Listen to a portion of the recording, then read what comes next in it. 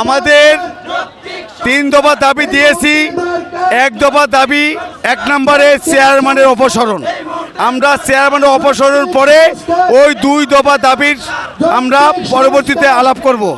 আর আজকের আমাদের এই অনুষ্ঠানের অবস্থা, আমাদের অর্থ উপদেষ্টা মহোদয় আমাদের ঐক্য সংস্থাপন্থীর মানে নেতৃবৃন্দকে ডাকছে। 20 সদস্য নেতৃবৃন্দ ওখানে যাচ্ছে। ওইখান থেকে 4টে বাজে এখানে আসবে। এরপরে প্রেস ব্রিফিংয়ের মাধ্যমে আপনাদেরকে জানানো হবে পরবর্তী অবস্থা কি। আমাদের অর্থ উপদেষ্টা মহোদয় আমাদের দাবি মেনেছে কিনা আমরা ওইখান থেকে আসার পরে জানতে পারবো।